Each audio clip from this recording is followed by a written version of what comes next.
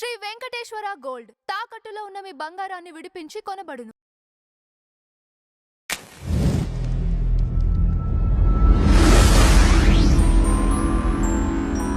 Madam నమస్తే. నమస్తే అండి. మేడం చాలా రోజుల తర్వాత ఉదయ్ కిరణ్ టాపిక్ మళ్ళీ కౌశల్ మండ తీసుకురావటం, కొన్ని ప్రమోషన్స్లో భాగంగా ఇండస్ట్రీనే అతన్ని టార్చర్ చేసి చంపేసేశారు అని వ్యాఖ్యలు చేయటం ఇప్పుడు వైరల్ అవుతున్నాయి. నిజంగా ఒక మనిషిని ఇండస్ట్రీ టార్గెట్ చేస్తుందా, టార్చర్ చేస్తుందా? అంటే ఒక మనిషి చావటానికి రకరకాల రీజన్స్ ఉంటాయి. ఎస్పెషల్లీ మంచి ఫర్మ్‌లోకి వచ్చారు ఆయన. ఆ ఫర్మ్‌తో పాటు ఆయనకి అంటే ఎంత ఏమనాలి అమ్మాయిల ఫాలోయింగ్ వచ్చిందంటే, ఉదయ్ కిరణ్ అంటే చాలా పిచ్చుండేది. ఈవెన్ మా ఇళ్లలో కూడా చిన్న పిల్లలందరూ కూడా ఉదయ్ కిరణ్ అంటే అప్పుడు చాలా పడి చచ్చిపోయేవాళ్ళు. సో, అంటే మీరు ఇండస్ట్రీ అనేసరికి మీకు ఎంత కాదనుకున్నా క్యాస్ట్ అనేది ఒక ఇది ఉంటుంది. క్యాస్టు, మీ బ్యాక్‌గ్రౌండు, క్రీడు. నిన్న కూడా విజయ్ దేవరకొండ అన్నాడు కదా! అవును. నేను కొన్ని సినిమాలు కథలు నచ్చకపోయినా రిజెక్ట్ చేయలేకపోయాను. బికాజ్ నాకు వెనకాల ఎవరు లేరు అన్నట్టుగా. అంటే నెపోటిజం గురించి మాట్లాడారు. సో, అవుననుకున్నా కాదనుకున్నా నెపోటిజం అనేది ఉంటుందండి. కాకపోతే ఏంటంటే ఇప్పుడు మీకు ఇవాళ ఇండస్ట్రీలో ఉన్న యూత్ ఎవరైతే ఉన్నారో అంటే heroes, but they proved themselves. అంటే తండ్రి వారసత్వంగా వచ్చినప్పటికీ కూడా ఆ పేరు చెరిపేసుకుని పలానా వాళ్ళ కొడుకు అని కాకుండా పలానా హీరో తండ్రి అనే స్టేజ్‌కి వీళ్ళందరూ వచ్చారు. ఒక రామ్ చరణ్ కావచ్చు, ఒక బన్నీ కావచ్చు. అంటే ఆ మెగా కాంపౌండ్ వాళ్ళ నుంచి వచ్చినప్పటికీ కూడా వాళ్ళని వాళ్ళు నిలబెట్టుకోగలిగారు. కాబట్టి అది ఉండొచ్చు కొద్దో గొప్ప, అది ఎవడు కాదనండు. అసలు విజయ్ దేవరకొండకి గీత గోవిందం అనేది రాకపోతే అసలు విజయ్ దేవరకొండ ఎవరు పట్టించుకుంటారు? హీ మే బి టాలెంటెడ్, అది ఎవడు కాదనండు. కానీ ఒక టైం రావాలి. సో, ఉదయ్ కిరణ్ దాకా వచ్చేసరికి ఉదయ్ కిరణ్ నిజంగానే చాలా తొందరగా పైకొచ్చాడు. Fast growth. అది కూడా డేంజరే కొన్నిసార్లు. ఓకే. ఎప్పుడు కూడా మనం సక్సెస్ అనేది కొంచెం నిదానంగా రావాలి. పాల పొంగులాగా ఉండకూడదు. ఉదయ్ కిరణ్‌ది పాల పొంగు లాంటి ఒక సక్సెస్ నా ఉద్దేశం. ప్లస్ నిలదొక్కుకోవటం కూడా మీకు రావాలి. నిభాయించుకోవటం అంటాం. ఇప్పుడు మీకు సడన్‌గా ఒక పేరు వచ్చేసిందనుకోండి, కొంతమంది భూమి మీద ఉండలేరు. ఉదయ్ కిరణ్‌కి ఏమైంది? ఓకే, చిరంజీవి గారు అమ్మాయిని చేసుకుందాం అనుకున్నారు. వాళ్ళు ఇష్టపడ్డారు, వీళ్ళు ఇష్టపడ్డారు. కానీ తన ఫస్ట్ లవ్ గురించి దాచిపెట్టాడుగా ఉదయ్ కిరణ్. దాచిపెట్టాడని అంటారు కదా! మరి అది ఎందుకో నాకు అది నచ్చల. ఎప్పుడు కూడా మనిషి ఓపెన్‌గా ఉండాలి. ఏదైనా కూడా ఫ్రాంక్‌గా ఉంటే ఫ్రాంక్‌నెస్ వేరేగా ఉంది. సరే, ఎందుకు డిస్ప్యూట్స్ వచ్చాయి, ఎందుకు ఇవన్నీ మనకు అనవసరం. అతన్ని చాలా హైప్‌కి తీసుకెళ్లారు చిరంజీవి గారు. వన్స్ అతను మెగా కుటుంబంలోకి వెళ్తాడు అన్నాక అతనికి ఆఫర్స్ వెల్లువలాగా వచ్చాయి. చిరంజీవి కూడా ప్రమోట్ చేశారు కదా! ఆయన కూడా. ఆయన చాలా బాగా ప్రమోట్ చేశారు. చేశాక వాళ్ళు వద్దనుకున్నారు. వద్దనుకున్నాక ఏమవుతుందంటే మీకు ఒక వాక్యూమ్ ఏర్పడుతుంది. ఆ వాక్యూమ్ ఏర్పడినప్పుడు మనకి సరైన స్నేహితులు ఉండాలి. ప్లస్ అతను అప్పుడు తర్వాత పెళ్లి చేసుకోవడం, ఆ అమ్మాయి చాలా టార్చర్ పెట్టింది అంటారు. ఇప్పుడు మీకు టార్చర్ పెట్టి ఉండకపోతే అంటే మనం ఎనలైజ్ చేస్తే సీను, అతను చనిపోయినప్పుడు అతను ఉరి వేసుకున్న రోజు ఆ అమ్మాయి వచ్చింది, బయటకు పార్టీకి వెళ్ళింది, ఫోన్ ఏదో మర్చిపోయానా లేకపోతే ఛార్జర్ కోసం వెనక్కి వచ్చి పట్టించుకోకుండా వెళ్ళిపోయింది. అప్పటికే అతను చచ్చిపోయాడని అంటారు. అంటే నేను అనేది ఏంటంటే ఫ్యామిలీ ఎప్పుడూ కూడా బైండింగ్ సరిగా లేకపోతే లోన్లీనెస్ ఎందుకు వచ్చింది, ఇండస్ట్రీ ఎందుకు వదిలేసిందని మీరు అన్నారు. ఇండస్ట్రీ వదిలేస్తుందండి, సహజం అది. ఇప్పుడు మనం జర్నలిజంలో ఉన్నాము. ఇప్పుడు నేను ఇప్పుడు ఉద్యోగం చేయట్లేదు అని తెలిసిందనుకోండి, నా ఫోన్ మోగబోతుంది. ఎవరు నా ఫోన్ లిఫ్ట్ చేయరు. ద మూమెంట్ నేను రిజైన్ చేశాను అని తెలిస్తే నెక్స్ట్ మూమెంట్ ఎవడు ఫోన్ ఎత్తడు. ఎత్తినా కూడా బలవంతంగా నేను మళ్ళీ చేస్తానే అని పెట్టేస్తారు. ఆ మళ్ళా అనేది మీకు మళ్ళా మీరు ఎక్కడైనా జాయిన్ అయ్యి మీకు ఒక పొజిషన్ వచ్చినప్పుడే ఆ మళ్ళా అనేది వస్తుంది. అంతవరకు రాదు. మిమ్మల్ని అవాయిడ్ చేస్తారు. మీరు ఒకవేళ మీటింగ్స్కి వెళ్ళినా లేదా ఎవరైనా కలవాలనుకున్నా ఇప్పుడు కుదరదబ్బా, చాలా బిజీ ఉన్నాను అంటారు.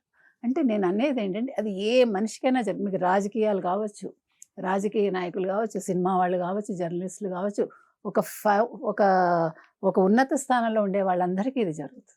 కాబట్టి ఇప్పుడు రాజకీయ నాయకులు చూడండి, ఏంటి అధికారం అంతమంది చూడవాలి ఆయ సొబగులు అంటారు.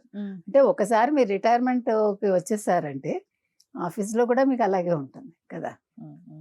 ఒకసారి నాకు జనార్దన్ రెడ్డి గారు ముఖ్యమంత్రిగా పనిచేసిన ఆయన, అప్పుడు మాజీ ముఖ్యమంత్రి, మెడ్రాస్ ఎయిర్పోర్ట్లో లక్ష్మీపార్వతి వాళ్ళు వస్తుంటే నేను వెళ్ళా.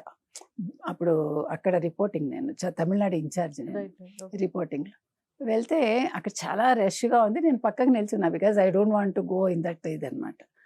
కరెక్ట్గా అక్కడ విఐపి లాంజ్లో జనార్దన్ రెడ్డి గారు కూర్చుని ఉన్నారు.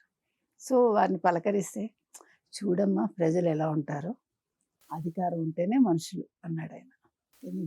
జనార్దన్ రెడ్డి గారు. అంటే మనిషికి ఇప్పుడు చూడండి, లక్ష్మీ పార్వతికి జరిగినట్టుగా ఎవరికి జరగల.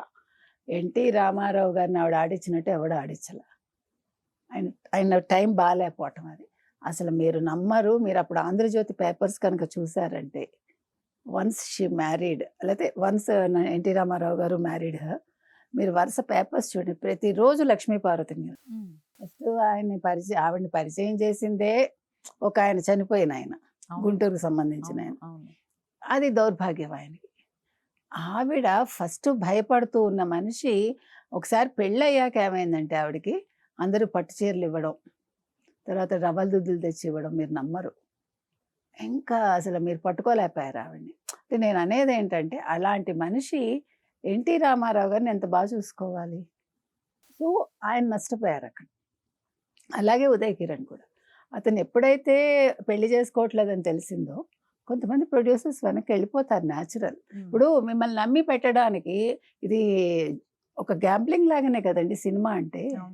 ఇప్పుడు ఒక చిరంజీవి అండుంటే ఓకే, ఒకవేళ సినిమా కొంచెం అటు ఇటు ఉన్నా కూడా చిరంజీవి మాట మీద జరుగుతాయి. అదేది లేకుండా ఇతను ఒక 4-5 సినిమాలు మంచిగా హిట్ అయ్యాయని చెప్పి ఇతని మీద కోట్లు పెట్టడానికి ఎవరు ముందుకు వస్తారు? రాలేరు కదా. సో అది ఎప్పుడైతే అతని ఇంట్లో ఫ్యామిలీ బాగోకపోవటం, భార్యతోటి సరిగా లేకపోవటం, ఒంటరితనం, ఎప్పుడైతే చిరంజీవి గారు అల్లుడు కాలేకపోవటం, తర్వాత సినిమాలు సరిగా లేకపోవటం, ఎవరు పట్టించుకోకపోవటం, అతను సైకలాజికల్గా చాలా డిప్రెషన్లోకి వెళ్ళి ఉండొచ్చు. ఓకే. అప్పుడు మనం ఇప్పుడు చాలామంది, ఇప్పుడు మీరు తీసుకుంటే బాలీవుడ్లో ఎంతమంది చెప్తారు, మేము డిప్రెషన్లోకి వెళ్ళాము, మేము మళ్ళా బయటకు వచ్చాము. మీరు ఎవరిని తీసుకున్నా, ఈవెన్ ప్లేయర్స్, పెద్ద పెద్ద టెన్నిస్ ప్లేయర్స్ కావచ్చు, క్రికెటర్స్ కావచ్చు, ప్రతి వాళ్ళకి ఒక టైం ఉంటుందండి. అంటే మీకు అన్నీ అనుభవించేశాక వాట్ ఈజ్ లైఫ్ అనిపించవచ్చు. లేదు, కరెక్ట్గా పీక్లో ఉండగా మీకు డౌన్ఫాల్ ఉండొచ్చు. మనిషి ఎందుకు డిప్రెషన్ గురవుతారంటే చెప్పలేం. ఇంట్లో మనకి నచ్చిన వాళ్ళు చనిపోయారు అనుకోండి, లేదు కుక్క పిల్ల చచ్చిపోయింది అనుకోండి, ఏదో కాదు, మీరు ఎంతో ప్రేమగా పెంచుకునే కుక్క పిల్ల చచ్చిపోతే దాని ఇంపాక్ట్ మీ మీద చాలా ఉంటుంది. కాబట్టి మనిషి సైకలాజికల్గా ఎందుకు ఎలా ఫీల్ అవుతాడు. సో తనకి ఆ సైకలాజికల్ అప్సెట్ అయినప్పుడు అతనికి ఒక ఆపన్న హస్తం ఎవరు లేరు, ఒక ప్రేమగా తలనిమిరే వాళ్ళు లేరు.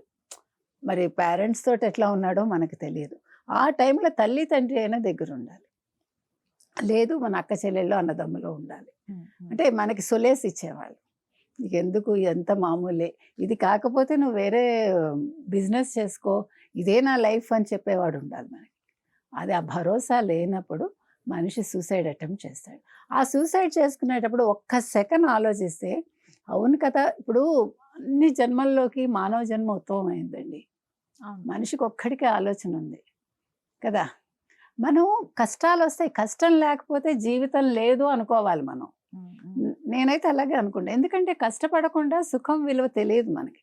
అలాంటప్పుడు కష్టం వచ్చినప్పుడు ఓకే, మనకి ఇది ఒక పరీక్ష అనుకుని మనం ముందుకు వెళ్ళామనుకోండి, తప్పకుండా మంచి ఫలితాలు ఉంటే అక్కడ ఫలాలు దొరుకుతాయి మనకి. అది లేనప్పుడు, అంటే మీకు చిన్నప్పటి నుంచి మంచి గురువు ఉండాలి. గురువు అంటే ఏదో ఆధ్యాత్మిక గురువు కాదు, మీకు పాఠాలు చెప్పే గురువే మీకు చక్కటి మార్గంలో బోధించాలి. తల్లి తండ్రి కూడా చిన్నప్పటి నుంచి నువ్వు ఇదైపోవాలి, అదైపోవాలి, మార్కులు వచ్చేయాలి, లేకపోతే ప్రజలు అంటే నీ చుట్టూ ఉండేవాళ్ళు ఏమనుకుంటారు అనుకుంటారు. మీకు 100 మార్కులు వచ్చినా ఏడుస్తారు, 50 మార్కులు వచ్చినా ఏడుస్తారు, మీరు ఫెయిల్ అయినా అనుకునేవాడు అనుకుంటారు. అది కాదు, నువ్వు ఒక మంచి పౌరుడిగా ఉండాలి, నిజాయితీగా ఉండాలి అని మనం పేరెంట్స్ పిల్లలకి చెప్పాలి. మార్కులు క్రైటీరియా కాదు. సరే, ఈ ఒక అమ్మాయికి ఒక సబ్జెక్ట్లో మంచిగా ఉండొచ్చండి, ఇంకో దాంట్లో వీక్గా ఉండొచ్చు. మనం దాన్ని ఆ పిల్లని అట్లా పొడుస్తూ ఉంటే ఆ పిల్ల మొత్తానికి ఏది చదవదు. అవునా? అవును. సో అంటే పేరెంట్స్, ఇప్పుడు నువ్వు సినిమా ఫీల్డ్కి వచ్చావు, సినిమా ఫీల్డ్లో అప్ అండ్ డౌన్స్ ఉంటాయి అనేది నీ మైండ్లో పెట్టుకోవాలి. ఇవాళ నా రోజు, ఏమో రేపు ఎలా ఉంటుందో. చిరంజీవి గారు లాంటి వాళ్ళనే ఏడిపించిన వాళ్ళు లేరా? ఆయన ఎంత కష్టపడి స్ట్రగుల్ అయి పైకి వచ్చారు. ఏమి వీళ్ళందరూ బంగారు స్పూన్స్తో పుట్టలేదు, అంతకంటే వీళ్ళకి ఎవరు రాచబాట వేయలేదు చెప్పాలంటే. అవును. ఇప్పుడు ఆయన ఒక అదేంటది ప్రాణం ఖరీదు సినిమా, తర్వాత మనోరి పాండవులు, అట్లా మీకు. కాకపోతే ఏంటంటే మీరు ప్రాణం ఖరీదు చూసినప్పుడు ఆ కళ్ళల్లో ఒక ఇది ఉంటుంది. మన ఊరి పాండవుల్లో మీకు ఓహో నేను అనుకున్నా, అప్పుడు చిన్నదాన్ని, నేను ఇంటర్ చదువుతున్నాను, ఏదో నాకు గుర్తులేదు, 10th అనుకుంటా. అవి భలే ఉన్నాయి, ఈయన ఏదో పెద్ద హీరో అవుతాడన్న మా వాళ్ళతోటి. మీరు నమ్మితే నమ్మండి, 10th అనుకుంటా అప్పుడే, 9th. ఓకే. నేను అన్నా అబ్బాయి భలే చేస్తున్నాడు ఇతనిలో ఏదో ఉంది అన్న మా వాళ్ళతోటి. అలాగా సంథింగ్ ఏదో ఉండాలి మీలో. ఇప్పుడు ఉదయ్ కిరణ్ ఏంటంటే పెద్ద హీరో కాదు అతను. అంటే అమ్మాయిలకి కలల రాకుమారుల్లో అనిపించవచ్చు, కానీ పెద్ద ఫిజిక్ అని, ఇంత అబ్బా భలే ఫిజిక్ అని కానీ, అతను ఒక ఏమనాలి చాక్లెట్ బాయ్ లాగా ఉంటాడు. అలాంటి వాళ్ళు ఎంతకాలం ఫీల్డ్లో ఉంటారు. ఇప్పుడు తరుణ్ని తీసుకోండి, ఎవరో ఎందుకు, రైట్. తరుణ్ బాగానే ఉన్నాడుగా, తనకే డిప్రెషన్ ఉంటుందిగా. ఆ అబ్బాయి కూడా ఎంత మంచిగా మంచి సినిమాలు ఉన్నాయి, నువ్వే కావాలి, ఎంత పెద్ద హిట్ అది. అవును. ఆనందం సినిమా, అతను ఎవరు ఆ అబ్బాయి, ఆనందం హీరో. తను తర్వాత సౌదీకి వెళ్ళిపోయాడు, మళ్ళీ తమిళ్లో హీరో సినిమా తమిళ్లో సీరియల్ చేశాడు. సీరియల్ కూడా చాలా బాగా, అసలు టేక్ ఆఫ్ ఎంత బాగుందో ఆ సీరియల్. అతని కోసం ఆ సీరియల్ చూసేదాన్ని నేను అనేది ప్రతి వాళ్ళకి కూడా ఒక్క దశ అండి, అంతే. దశ దిశ అనేది. అందుకే ఆ 10 సంవత్సరాలు దాటాక ప్రతివాడు డౌన్ఫాల్ ఉంటుంది. అది మనం భరించగలగాలి, దాన్ని మనం తీసుకోగలగాలి. How to come out of it అనేది మనం ఆలోచించుకోవాలి. ఆలోచించుకున్నప్పుడు మనం సూసైడల్ టెండెన్సీ రాదు. ఇప్పుడు ఇతను ఎవరు, అతని పేరేంటి, మండా, కౌశల్ మండ. కౌశల్ మండా చెప్పింది కరెక్టే కావచ్చు. ఇప్పుడు కౌశల్ మండా బిగ్ బాస్లో ఉన్నప్పుడు చాలా కబుర్లు చెప్పాడుగా, మరి అవన్నీ చేశాడా మనకు తెలియదు. నేను అనేది ఏంటంటే ఇప్పుడు మనం కొన్ని నెగిటివ్లు ఎందుకు మాట్లాడాలి, మీరు పాజిటివ్ యాంగిల్ ఎందుకు చెప్పరు ఒక మనిషి గురించి. ఉదయ్ కిరణ్లో ఉండే మంచి లక్షణాలు చెప్పండి, ఉదయ్ కిరణ్కి ఉండే ఫ్యాన్ ఫాలోయింగ్ చెప్పండి, ఉదయ్ కిరణ్ చేసిన మంచి పనులు చెప్పండి. ప్రతిదీ మనం why we are very much interested in negative. ఇప్పుడు ఒక మనిషి అబ్బా అతనికి 2 భార్యలట, అతను ఎవరినో ఉంచుకున్నట్టు, why all these nonsense. అలా కాకుండా అతను ఒక మంచి బిజినెస్ మ్యాన్, అతను ఎట్లా కష్టపడి పైకి వచ్చాడో తెలుసా, హౌ హీ లెర్న్డ్ అట్లాంటివి చెప్పామనుకోండి, అది మనకి పాజిటివ్ వైబ్ వస్తుంది. మనం కూడా దారిలో వెళ్ళాలనుకుంటాం. ఈ నెగిటివ్ తప్ప మీరు సోషల్ మీడియా చూస్తే, అంటే మనం బాధపడడం తప్పు కాదు, ఆ బాధనే పడక్కర్లా. మంచి చెప్తూ ఒక్క మాట మనం నెగిటివ్ అంటే బాధ పంచుకుంటే అప్పుడు ఈ ఒక్క పాయింట్ వదిలేసి మిగతావి తీసుకుంటారు ప్రజలు. కరెక్ట్. సో మనం ఒక మనిషి గురించి ఎప్పుడూ కూడా సాధ్యమైనంత మట్టుకి మంచి చెప్పడానికి ప్రయత్నించాలనేది నా ఉద్దేశం. అందుకని ఉదయ్ కిరణ్ గురించి కూడా ఓకే, ఆయన బాధపడడంలో తప్పులేదు, యాజ్ ఏ ఫ్రెండ్, చాలా క్లోజ్ ఫ్రెండ్ కాబట్టి. బట్ నీలాంటి వాళ్ళు, అతని లాంటి వాళ్ళు, కౌశల్ లాంటి వాళ్ళు మంచి చెప్పాలి. Uday Kiran, the other side of Uday Kiran ఇంక మీద చెప్తే బాగుంటుంది. Right madam, thank you.